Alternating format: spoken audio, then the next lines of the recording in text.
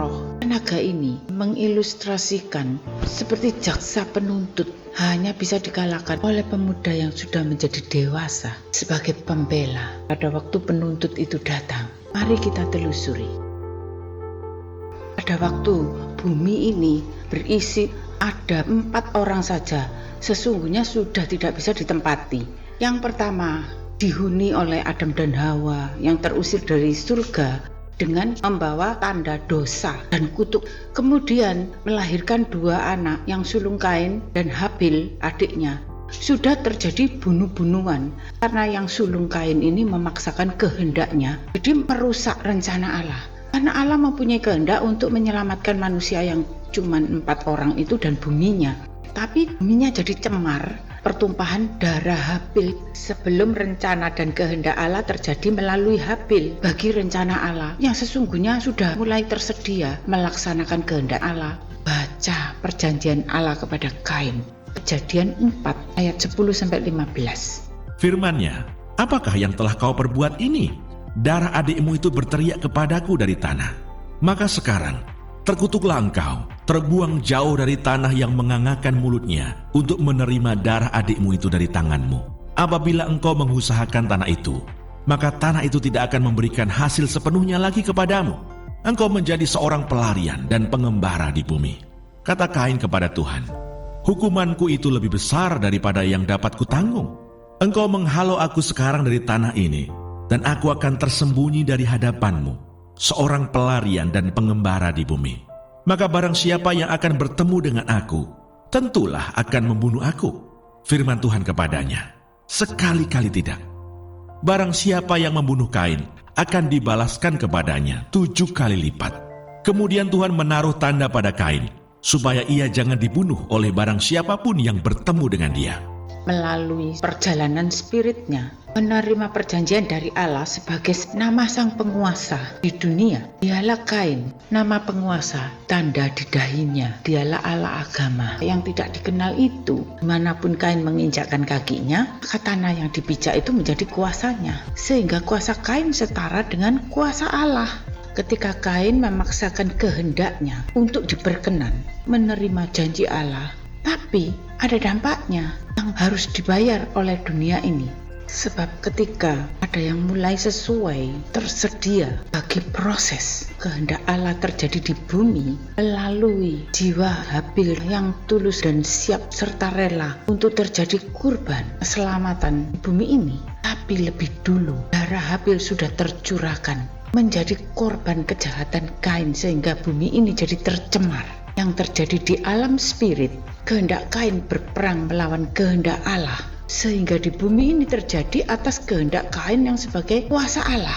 Sebelum terjadinya penyucian dosa manusia, Kain sudah memaksakan kehendaknya berperang melawan kehendak dan rencana Allah, menyerobot, menumpahkan sarana yaitu Habil yang tidak dipakai Allah. Bumi terjadi tanda kejahatan, pertumpahan darah. Bahkan Kain memaksakan perjanjian kutuk dan tuntutan bagi yang hidup di bumi ini. Di mana Kain itu melangkah, maka bumi ini menjadi haknya, penuh dengan tuntutan berlipat kali ganda. Sehingga anaknya Kain pun, yaitu Lamek sebagai nabi penerus perjanjian Kain, tanpa persetujuan Allah dengan semena-mena atas dasar persetujuan bersama para istrinya sebagai kubu-kubu pendukungnya untuk memperkuat hukum dan perjanjiannya. Penghakiman bagian Allah menjadi seperti haknya. Maka melalui agama mustahil bumi ini bisa diselamatkan maupun bisa disucikan.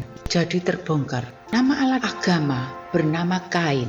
Allah yang berkuasa di bumi atas setiap tanah yang dipijaknya menjadi dalam kuasanya. Meskipun persembahan Habil menyenangkan hati Tuhan, tapi sebelum ada yang menjamin ketulusan yang menjadi korban darah Habil, jadi penasaran. Suara jiwa darahnya, kepahitan yang didengar oleh Allah, tidak tulus, tidak suci, karena tidak ada jiwa yang langsung bisa diperkenan, tertekan oleh paksaan dan tuntutan perintah agama. Itulah pentingnya bagi pelaku spiritual lebih dulu ditebus dan dijamin darah suci Yesus. Hanya jiwa Yesus yang mempunyai pengampunan, diberi nasihat firman ayat yang dahsyat untuk bisa mengampuni supaya kita ini diampuni. Jadi jiwanya itu supaya tidak seperti suara darah Habil. Apabila percaya dan dilakukan, ayat firman itu menjadi obat bagi jiwa yang sedang kepahitan.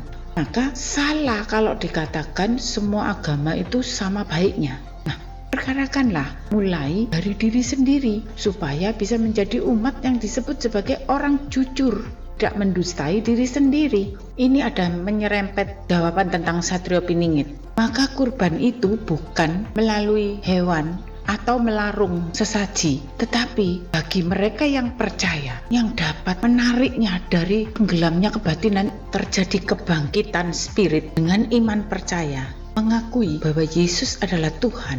Maka saat itu akan menerima ketebusan dari tanah yang kita pijak di bumi ini. Setiap saat bersuara tuntutan, sehingga spiritnya kalah dengan tuntutan agama. Sebab dari tanah bumi yang kita pijak ini terus menyuarakan kafir-kafir. Supaya terjadi keselamatan melalui Nuh dan sekeluarga, Tuhan merencanakan untuk membaptis bumi yang menyuarakan tuntutan. Kita telusuri apakah Nuh bisa menjadi pelaksana kehendak dan rencana Allah untuk membaptis bumi ini agar terjadi keselamatan bagi semua manusia di tanah bumi ini. Kalau mereka mau percaya tentunya. Hanya tinggal naik kapal saja masih mengejek dan menganggap pekerjaan yang sia-sia karena belum melihat kejadiannya, tidak percaya. Bagi karya penyucian bumi dibersihkan, manusianya pun ikut habis bersih menjadi tinggal Nuh sekeluarga dan para hewan yang selamat. Dalam hal ini pun Tuhan sedang mencatat bahwa manusia itu kalah taat dengan hewan. Belum sampai lama Nuh itu mendarat di bumi, dengan panen hasil pertama Nuh sudah mabuk terlena sehingga tidak berjaga-jaga. Dan terlihatlah ketelanjangannya sehingga bumi tertabur benih kutuk kepada keturunannya Nuh sendiri, menghadang rencana Allah lagi. Jangan sampai terjadi seperti Nuh, mengutuk keturunannya sendiri. Kemudian dipanggilnya Abraham karena sudah tidak ada harapan bumi ini. Jadi Allah memanggil orang yang tidak ada pengharapan untuk mempunyai keturunan di dunia ini, yaitu Abraham dan Sarah. Mereka sudah tua karena saat itu Sarah sudah menopause, sudah mati pucuk. Semestinya sudah tidak neko-neko lagi, tidak mempunyai keinginan, kehendak, ambisi untuk masa depannya. Ternyata tidak demikian. Daging dan darah itu tabiatnya tetap fana. Karena tidak akan mungkin manusia itu tiba-tiba tahu rencana dan kehendak Allah. Abraham hanya taat saja, masih belum memahami, sehingga Allah mendidik dengan cara melakoni, nanti kamu mengerti. Iman itu percaya namanya, walaupun tidak melihat. Kemudian itu sudah diberkati demikian banyak, dikiranya dia sudah puas dan senang dilawat oleh Allah.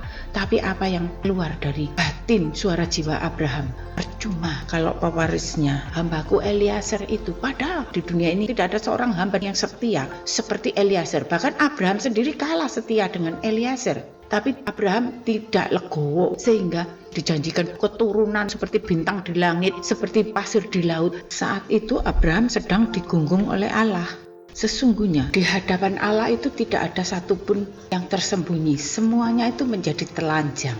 Maka suara jiwa Abraham itu pun menjadi sebal dari dalam batinnya.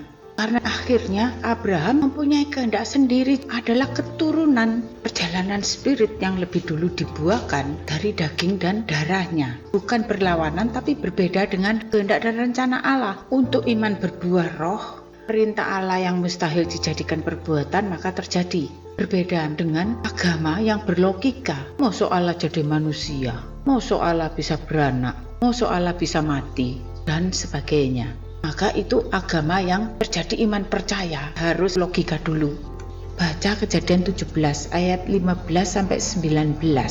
Selanjutnya Allah berfirman kepada Abraham tentang istrimu Sarai. Janganlah engkau menyebut dia lagi Sarai, tetapi Sarah, itulah namanya. Aku akan memberkatinya, dan daripadanya juga aku akan memberikan kepadamu seorang anak laki-laki. Bahkan aku akan memberkatinya, sehingga ia menjadi ibu bangsa-bangsa. Raja-raja bangsa-bangsa akan lahir daripadanya. Lalu tertunduklah Abraham dan tertawa, serta berkata dalam hatinya, mungkinkah bagi seorang yang berumur 100 tahun dilahirkan seorang anak? Dan mungkinkah Sarah yang telah berumur 90 tahun itu melahirkan seorang anak? Dan Abraham berkata kepada Allah, Sekiranya Ismail diperkenankan hidup di hadapanmu. Tetapi Allah berfirman, tidak, melainkan istrimu Saralah yang akan melahirkan anak laki-laki bagimu, dan engkau akan menamai dia Ishak, dan aku akan mengadakan perjanjianku dengan dia, menjadi perjanjian yang kekal untuk keturunannya.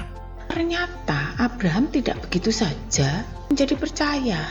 Meskipun dalam perjalanan spiritnya sudah berbuat takut akan Allah dan taat akan perintah firman-Nya sehingga terjadi perbuatan, tapi Abraham tidak mempunyai buah kesetiaan.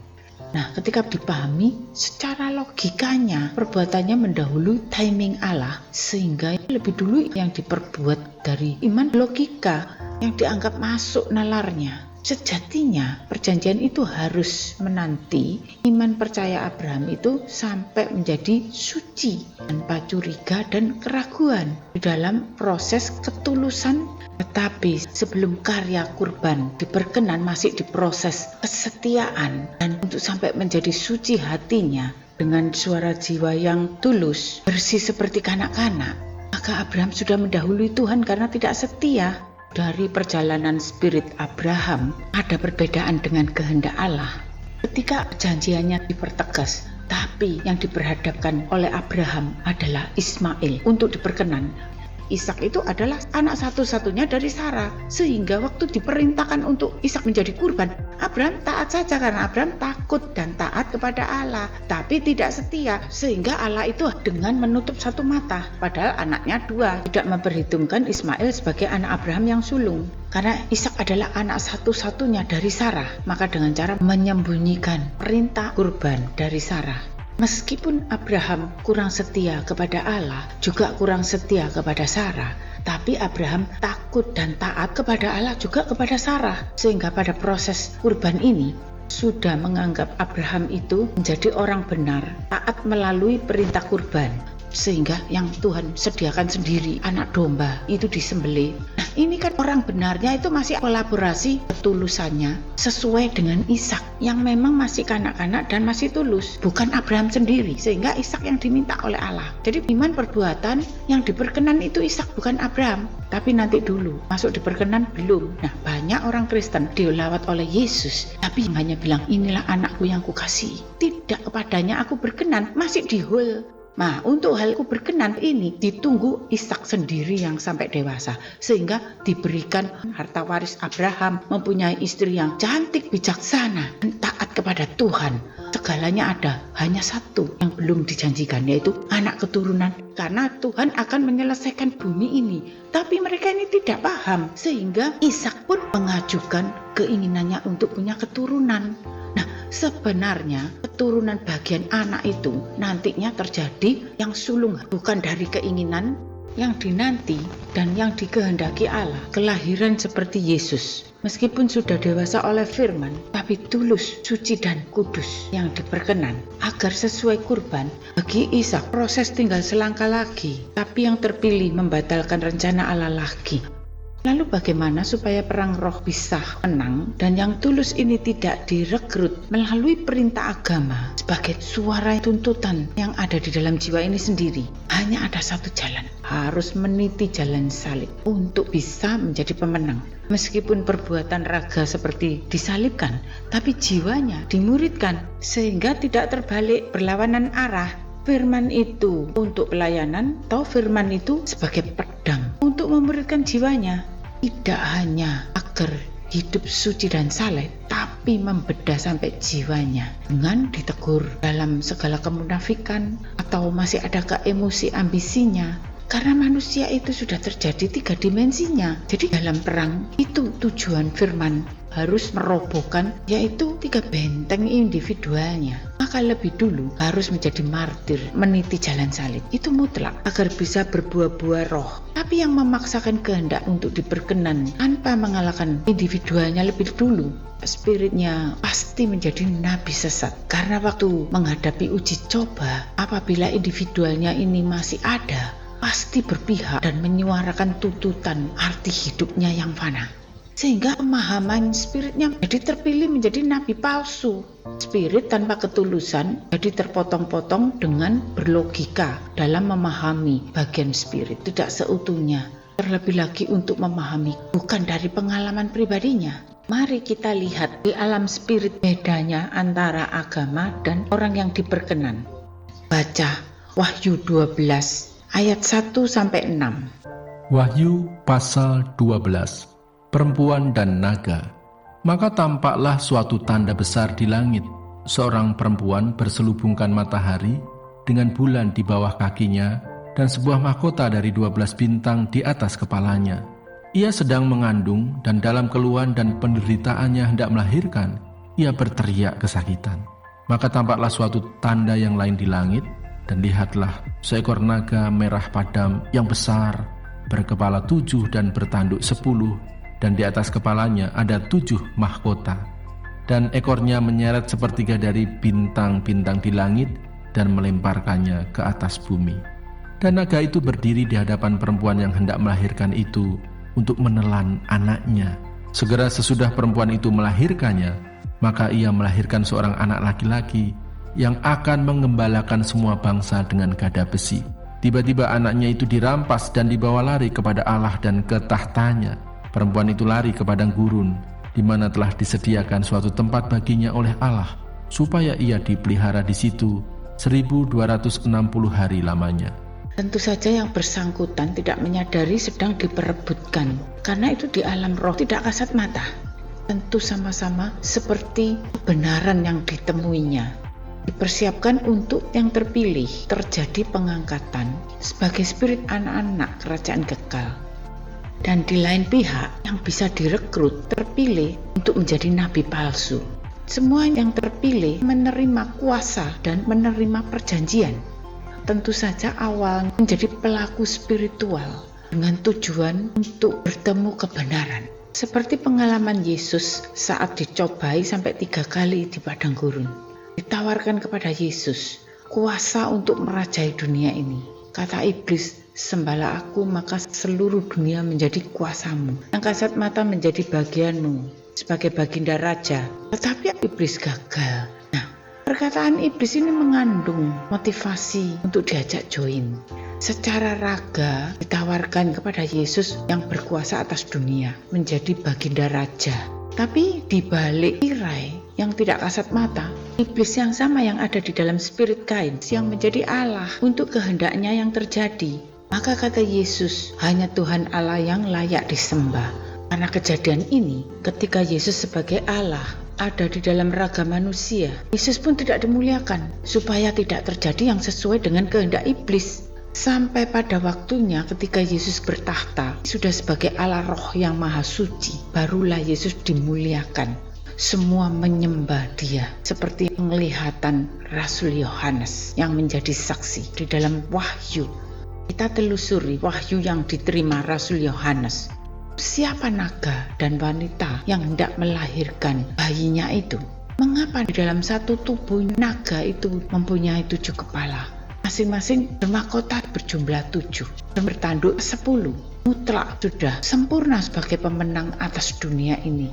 Kalau bisa dilihat secara kasat mata, merefleksikan apa saat ini? Gambaran naga berkepala 7 adalah 7 agama yang berkuasa atas dunia ini. Dan 10 tanduknya adalah kuasa agama mempunyai tuntutan hukum Taurat.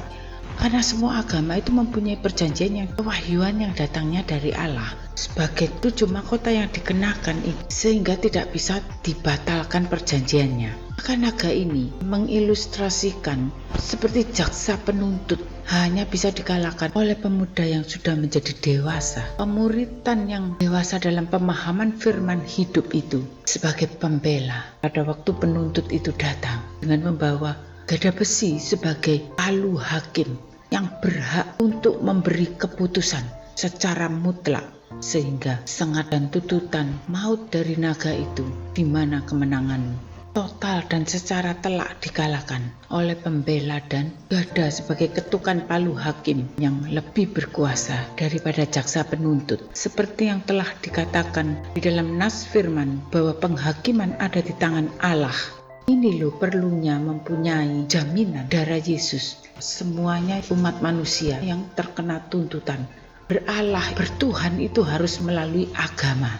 sebagai wanita yang mengandung puncak spiritnya yang sudah mengalami kenasiran dan akan diperkenan di hadapan Allah yang Maha Suci, dihadang oleh naga, maka diperhadapkan kepada pilihan menjadi target bayinya. Pemahaman firman itu tidak dicaplok naga. Untuk apa? Untuk lebih dulu berguna bagi perekrutan sebagai penyebaran suara siar agama. Hanya pintar menjadi bidat-bidat agama. Nah, kalau sampai ketulusan jiwa batinnya seorang spiritual itu hilang, maka tidak bisa diperkenan janji pengangkatan sebagai anak-anak kerajaan. Atau dimuridkan lebih dulu dalam pendewasaan jiwanya sampai dewasa tapi tetap menjadi tulus. Karena kalau sampai diperkenan janji pengangkatan sebagai anak-anak kerajaan, kemudian dididik oleh Roh Maha Suci setelah dewasa, itu terjadi pemahaman bagai gada besi, bisa membongkar perkara yang tidak kasat mata sekalipun kepalsuan. Naga sangat gentar dalam pewahyuan Doyoboyo yang dinantikan sebagai satria piningit untuk dinobatkan sebagai raja atas dunia oleh orang-orang yang tidak memahami maksud dari pewahyuan yang diterima Joyoboyo itu tadi. Nah, siapa tentang naga itu? Suatu tubuh wadah yang global, proses spiritnya tidak sempurna menjadi 7 bagian kepalanya, bukan di bagian spiritnya, sehingga pemahaman tentang spiritnya hanya dapat dari bocoran pengalaman spiritual para nabi yang digabung dan disambungkan menjadi cocok logi di dalam status agama besar di dunia. Menjadi seperti menerima pewahyuan pribadi ketika mereka percaya kesaksian siarnya seolah 7 kali lipat lebih hebat dari para nabi yang mengalami dan menerima pewahyuan, sehingga agama yang mendapat dukungan secara global di dunia ini berkuasa melebihi kuasa semua para nabi.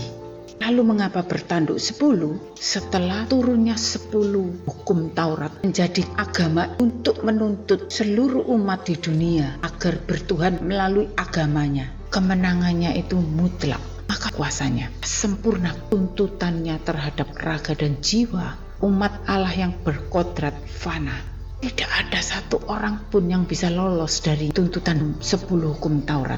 Untuk karya keselamatan inilah Yesus menjadi anak, suci, tulus, dan diberkenan. Maka selain Yesus, mustahil sudah. Yesus adalah firman, tidak terbantahkan. Yesus merefleksikan firman Allah yang dulu tidak terjangkau. Karena Yesus, maka janji Allah menjadi genap dinyatakan. Demi suara batin Habil yang sudah tertimbun berabad-abad lamanya, melalui refleksi Yesus firman hidup, maka suara jiwa darah Habil masih bisa ditebus dari bumi sehingga terjadi kebangkitan kebatinan orang-orang benar yang lebih dulu sudah martir percaya ketebusan sebelum dibaptis, dan demi Nuh yang sudah dibaptis tapi terlena sehingga membuka pintu kutuk bagi keturunannya karena ketelanjangannya, supaya karya baptis tidak menjadi sia-sia, sehingga Yesus rela dihina lebih daripada Nuh, telanjangi, dijadikan tontonan secara umumnya. Tapi Yesus tidak mengutuk demi Abraham agar diperkenan menerima perjanjian sebagai orang tulus dan benar. Maka Yesus rela menjadi kurban dengan mengalami kematiannya menggantikan Ishak yang dinanti. Baca Ibrani 10 ayat 21-23. Dan kita mempunyai seorang imam besar sebagai kepala rumah Allah. Karena itu marilah kita menghadap Allah dengan hati yang tulus ikhlas dan keyakinan iman yang teguh. Oleh karena hati kita telah dibersihkan dari hati nurani yang jahat dan tubuh kita telah dibasuh dengan air yang murni. Marilah kita teguh berpegang pada pengakuan tentang pengharapan kita, sebab Ia yang menjanjikannya setia. Sejatinya sebagai seorang imam, Abraham belum diperkenan menerima janji bagian hal kerajaan kekal. Masih menjadi janji harus dinanti. Abraham telah berlogika mendahului kehendak Allah dengan iman perbuatan melalui pelayanan, maka berbuah-buah hamba Tuhan. Sejatinya kehendak Allah agar buah rohnya berbuah-buah jiwa anak-anak kerajaan kekal. Apabila yang menjadi teladan adalah iman perbuatan Abraham, pasti kalah di dalam perang spirit yang ada di Wahyu 12 itu. Karena teladan Abraham lebih dulu harus kepenuhan dengan janji-janji berkat sebagai sultan bagi pelayanannya, bagi keturunannya, bagi anak cucunya, dan semua hal raga. Kalau saat itu diperhadapkan perang roh, maka bisa tercaplok bayinya itu oleh naga. Karena sesuai dengan iman agama. Tetapi mengikuti teladan Yesus di dalam alam spirit akan seperti wanita yang sedang hamil hendak melahirkan bayinya itu. Sudah mengalahkan individualnya dan sudah mengalami proses jiwa anak-anak kerajaan kekal. Sehingga perjanjian Yesus menjadi genap dan sempurna. Oleh teladan Yesus diperkenan untuk terjadi pengangkatan sebagai anak-anak kerajaan. Sehingga hanya Yesuslah yang menggenapi perjanjian Allah. Firman itu hidup melalui pemuritan dan para rasul. Berbuah-buah jiwa anak-anak kerajaan kekal. Baca Matius 3 ayat 11 sampai 12. Aku membaptis kamu dengan air sebagai tanda pertobatan, tetapi Ia yang datang kemudian daripadaku lebih berkuasa daripadaku, dan aku tidak layak melepaskan kasutnya. Ia akan membaptiskan kamu dengan Roh Kudus dan dengan api. Alat penampi sudah di tangannya. Ia akan membersihkan tempat pengirikannya dan mengumpulkan gandumnya ke dalam lumbung. Tetapi debu jerami itu akan dibakarnya dalam api yang tidak terpadamkan. Ternyata yang sudah lulus setelah selesai proses raga dan jiwa pemuritan anak kerajaan, terjadi pula tidak hanya baptisan Roh Kudus, tapi baptisan api yang menghanguskan artinya. Nah, ini sama-sama dialami dari kedua belah pihak yang telah mengalahkan individual maupun yang agresif dalam pelayanan. Karena masuk masa tuaian, apakah diperkenan jiwa-jiwa yang dilayani firman yang agresif pelayanan setelah dituai akan sukses menuai jiwa-jiwa secara global, atau diperkenan jiwa yang dimuridkan oleh firman yang selaras dan sesuai kurban? Tentu saja yang diperkenan dan masuk ke dalam hari perhentian total, karena sesuai kurban dihanguskan, justru mengalami hidup tapi mati, sehingga perjalanan spiritnya bisa lanjut bagi proses arti hidup dari mulai rohnya. Baca 1 Korintus 15 ayat 50-58. Saudara-saudara, inilah yang hendak kukatakan kepadamu, yaitu bahwa daging dan darah tidak mendapat bagian dalam kerajaan Allah, dan bahwa yang binasa tidak mendapat bagian dalam apa yang tidak binasa. Sesungguhnya aku menyatakan kepadamu suatu rahasia. Kita tidak akan mati semuanya, tetapi kita semuanya akan diubah dalam sekejap mata pada waktu bunyi nafiri yang terakhir. Sebab nafiri akan berbunyi dan orang-orang mati akan dibangkitkan dalam keadaan yang tidak dapat binasa, dan kita semua akan diubah. Karena yang dapat binasa ini harus mengenakan yang tidak dapat binasa, dan yang dapat mati ini harus mengenakan yang tidak dapat mati. Dan sesudah yang dapat binasa ini mengenakan yang tidak dapat binasa, dan yang dapat mati ini mengenakan yang tidak dapat mati, maka akan genaplah firman Tuhan yang tertulis, maut telah ditelan dalam kemenangan. Hai maut, di manakah kemenanganmu? Hai maut, di manakah sengatmu? Sengat maut ialah dosa, dan kuasa dosa ialah hukum Taurat. Tetapi syukur kepada Allah yang telah memberikan kepada kita kemenangan oleh Yesus Kristus Tuhan kita. Karena itu, saudara-saudaraku yang kekasih, berdirilah teguh, jangan goyah, dan giatlah selalu dalam pekerjaan Tuhan. Sebab kamu tahu bahwa dalam persekutuan dengan Tuhan, jerih payahmu tidak sia-sia. Hidup tapi mati akan mengalami kedahsyatan menerima karunia-karunia pewahyuan yang tidak kasat mata. Jadi hidup di dalam roh itu sebagai bukti dan tanda adalah menerima pewahyuan. Sudah bukan yang sakti-saktian seperti yang dialami Rasul Yohanes. Diperkenan menerima berbagai pewahyuan akhir zaman dan pewahyuan tentang hal kerajaan kekal. Meskipun saat itu Rasul Yohanes belum paham tentang kehendak dan rencana Allah dalam bagian karya mencipta manusia baru. Sebab selama ini yang dipahami para rasul adalah perintah firman untuk jiwa-jiwa dimuridkan. Baca Mazmur 73 ayat 23-28. Tetapi aku tetap di dekatmu. Engkau memegang tangan kananku. Dengan nasihatmu, engkau menuntun aku. dan kemudian Engkau mengangkat aku ke dalam kemuliaan. Siapa gerangan ada padaku di surga selain Engkau? Selain Engkau, tidak ada yang kuingini di bumi. Sekalipun dagingku dan hatiku habis lenyap, gunung batuku dan bagianku tetaplah Allah selama-lamanya. Sebab sesungguhnya siapa yang jauh daripadamu akan binasa. Kau binasakan semua orang yang berzina dengan meninggalkan Engkau. Tetapi aku suka dekat pada Allah. Aku menaruh tempat perlindunganku pada Tuhan Allah, supaya dapat menceritakan segala pekerjaannya. Tidak ada kolaborasi dengan arti hidup fana. Sama sekali menjadi baru dan cara berpikirnya berbeda. Menjadi iman perbuatannya dan yang diharapkan berbeda. Semakin bisa memahami dan mengutamakan hal rohnya. Kalau jiwa dan raga mengalami peleburan, hanya bisa bersemangat apabila menjadi kerinduan hidup ini. Jikalau merasakan gerakan roh Allah hidup, sejatinya kerinduan untuk memahami roh dan kebenaran. Maka melalui mimpi dan penglihatan Allah berfirman, serta datangnya melalui pewahyuan. Bagi yang sudah menerima baptisan api, maka Roh Kudus mulai menilai, tidak hanya dari suara jiwanya, sebab Allah menilai dari dalam rohnya. Yang sudah sampai proses di sini, apakah bisa mengatakan kerinduan kalau selalu agresif, bahkan full time dalam perkara pelayanannya? Maka harus jujur terhadap diri sendiri.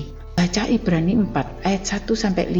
Hari perhentian yang disediakan Allah. Sebab itu, baiklah kita waspada, supaya jangan ada seorang di antara kamu yang dianggap ketinggalan, sekalipun janji akan masuk ke dalam perhentiannya masih berlaku. Karena kepada kita diberitakan juga kabar kesukaan, sama seperti kepada mereka. Tetapi firman pemberitaan itu tidak berguna bagi mereka, karena tidak bertumbuh bersama-sama oleh iman dengan mereka yang mendengarnya. Sebab kita yang beriman akan masuk ke tempat perhentian seperti yang ia katakan, sehingga aku bersumpah dalam murkaku, mereka takkan masuk ke tempat perhentianku. Sekalipun pekerjaannya sudah selesai sejak dunia dijadikan.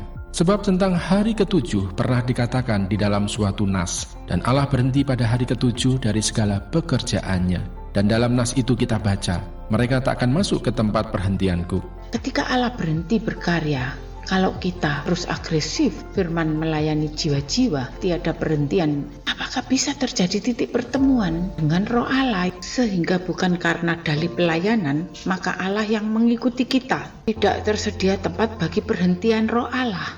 Seperti Allah sendiri telah menyelesaikan segala pekerjaannya, maka kita pun harus selesai pula. Selesai di dalam hal proses ketebusan, selesai proses jaminan darah, selesai proses perang individual yang berarti berjalan salib, dan selesai proses pengangkatan sebagai anak kerajaannya. Maka selesai ketika kita menyediakan tempat bagi perhentian rohnya. Saat itulah digelar segala pemahaman firman dan segala pemahaman pewahyuan, sehingga gulungan kitab di tangan anak domba Allah yang tersembelih itu menjadi terbuka semuanya dengan semakin gamblang. Amin.